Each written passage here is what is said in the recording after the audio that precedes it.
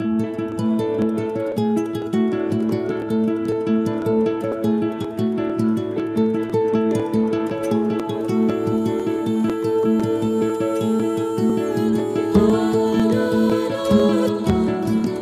like to welcome you all to this Australian Intelligent Transport Systems Summit for 2011. I'm very pleased that we're actually trialling some real-time technology.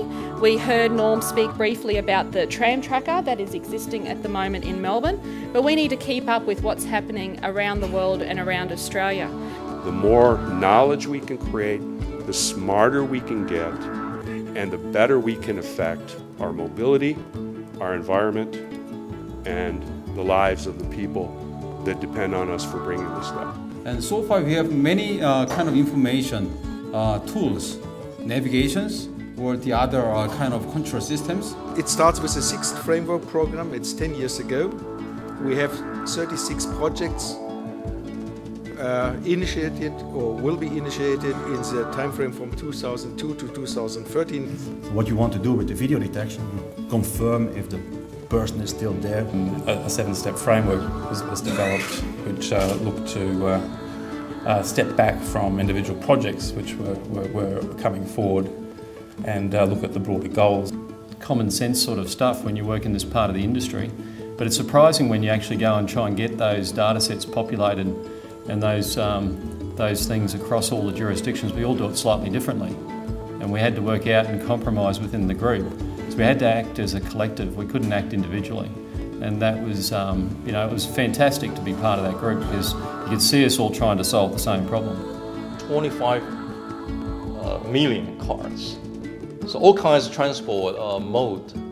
I suppose the future though is, well, we can manage the motorways, but can we manage them better? And congestion charging is certainly not very far away.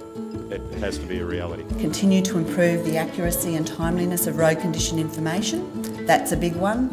Identify and include local road names came out of the Commission.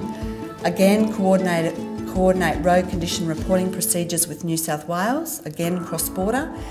And the other thing that became very clear, and I touched on before, was implement other measures to inform of road conditions ahead, particularly in areas that do not have good telecommunications.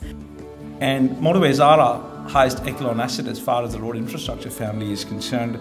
And car travel does account for about 85% of traffic demand. I think it continues to do that for all the last reports that I've seen.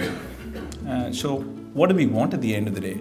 We all want increased productivity, we all want increased throughput, we all want reduced environmental emissions, we want to improve our safety record.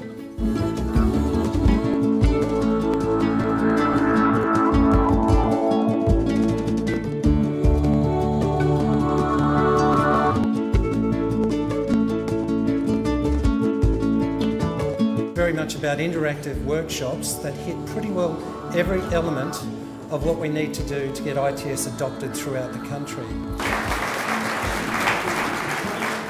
Globally, ITS is becoming almost a super intelligent capability. We've got vehicles that are starting to talk to other vehicles, vehicles talking to networks, networks that are becoming really responsive to the needs of individual travellers. The system that we're demonstrating today is using a combination of wireless communications and GPS to let the vehicles transmit their position, speed and heading to each other. It was the success we had with our 13, 19, 40 products through the recent events in Queensland. People were able to access information about the condition of the road when they most needed it. There's going to have to be a whole sort of program of work that will cut right across government into communications portfolio, the Attorney General's Department in terms of things like information privacy principles. And I believe that especially in the transportation space, we have to begin to measure our success using sustainability economics. We need to be at the edge of technology because it is the future, and we need to keep up with what is happening, not just around Australia but also around the world.